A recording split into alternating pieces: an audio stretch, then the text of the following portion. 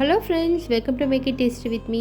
இன்றைக்கி நம்ம சுவையான ஒன் பாட் மீல் பார்க்க போகிறோம். நல்ல மசாலா ஃப்ளேவரோட சுட சுட இது போல் தக்காளி பாத் ஒரு தடவை செஞ்சு சாப்பிட்டு பாருங்கள். குயிக்கான இந்த லஞ்ச் ரெசிபி எப்படி செய்யுது இந்த வீடியோவில் பார்க்கலாம். ஃப்ரெண்ட்ஸ், என்னோட வீடியோவை நீங்கள் ஃபஸ்ட் டைம் பார்க்குறீங்கன்னா ப்ளீஸ் சப்ஸ்கிரைப் பண்ணி சப்போர்ட் பண்ணுங்கள். மறக்காம பெல் பட்டனை ப்ரெஸ் பண்ணிடுங்க.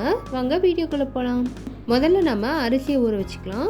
இந்த ரெசிபிக்கு பாஸ்மதி ரைஸ் தான் யூஸ் பண்ணணும்னு தேவையில்லை.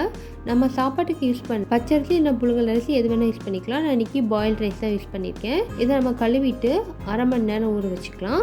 டொமேட்டோ பாத்துக்கு ஒரு மசாலா ரெடி பண்ண போகிறோம்.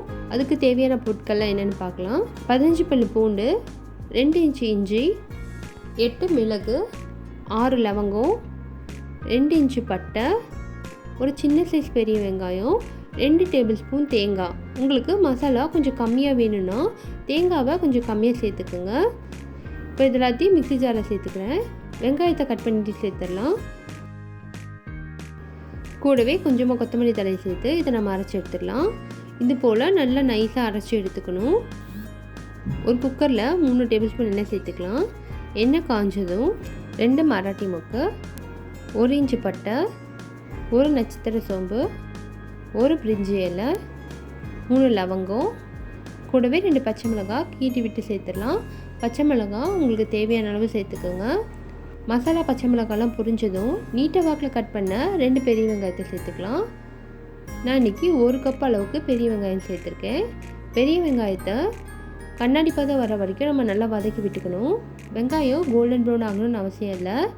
இப்போது வெங்காயம் நல்லா கண்ணாடி பதம் வந்துருச்சு. இதில் 4 மீடியம் சைஸ் தக்காளி பழத்தை கட் பண்ணி சேர்த்துக்கலாம். நல்ல புளிப்பான நாட்டு தக்காளி பழம் இருந்ததுன்னா 3 தக்காளி பழம் சேர்த்துக்கோங்க. தக்காளி பழத்தை எண்ணெயிலே நல்லா வதக்கிக்கலாம்.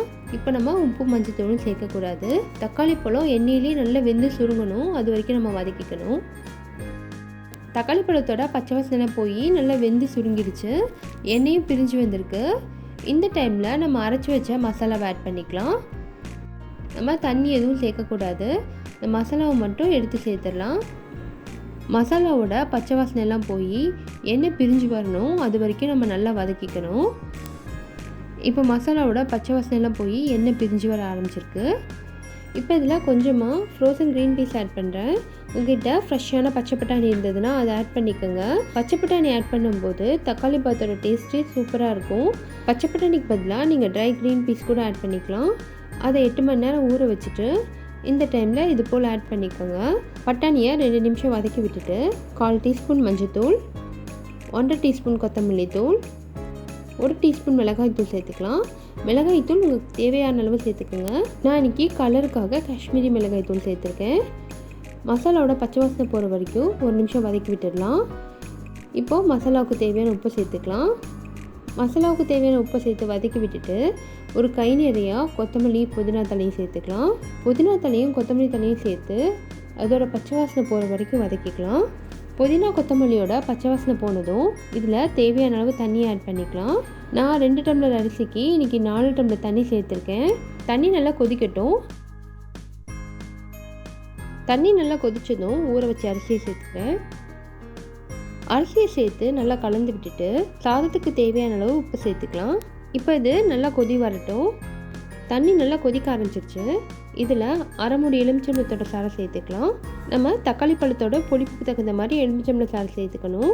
செக் பண்ணி பார்த்துட்டு புளிப்பு கம்மியாக இருந்ததுன்னா எலுமிச்சம்பழ சாறை சேர்த்துக்கோங்க. தக்காளி பழம் புளிப்பு அதிகமாக இருந்ததுன்னா இந்த ஸ்டெப்பை ஸ்கிப் பண்ணிவிடுங்க. ஃபைனலாக 1 டீஸ்பூன் நெய்யை சேர்த்துட்டு மூடி போட்டு மூடி 1 விசில் வந்ததும் நம்ம ஸ்டவ் ஆஃப் பண்ணிடலாம். 1 விசில் வந்ததும் ஸ்டவ் ஆஃப் பண்ணிவிட்டேன். எப்படி இருக்குன்னு திறந்து பார்க்கலாம். நல்ல டேஸ்டியாக மசாலா ஃப்ளேவரோட தக்காளி பாத் ரெடி ஆயிடுச்சு. சாதம் வெந்து குலையவும் இல்லை, ரொம்ப ட்ரையாகவும் இல்லை. பாருங்கள், சாதம் நல்லா உதிரி உதிரியாக வெந்திருக்கு. சுடு சுடு தக்காளி பாத் நீங்களும் ட்ரை பண்ணி பாருங்கள் ஃப்ரெண்ட்ஸ். இந்த வீடியோ உங்களுக்கு பிடிச்சதுன்னா லைக் பண்ணுங்கள், கமெண்ட் பண்ணுங்கள், மறக்காமல் ஃப்ரெண்ட்ஸ் அண்ட் ஃபேமிலிக்கும் ஷேர் பண்ணுங்கள். ப்ளீஸ் லைக் பண்ணுங்கள், ஷேர் பண்ணுங்கள், மறக்காமல் சப்ஸ்கிரைப் பண்ணி பெல் பட்டனை அடிச்சிடுங்க. தேங்க்ஸ் ஃபார் வாட்சிங்.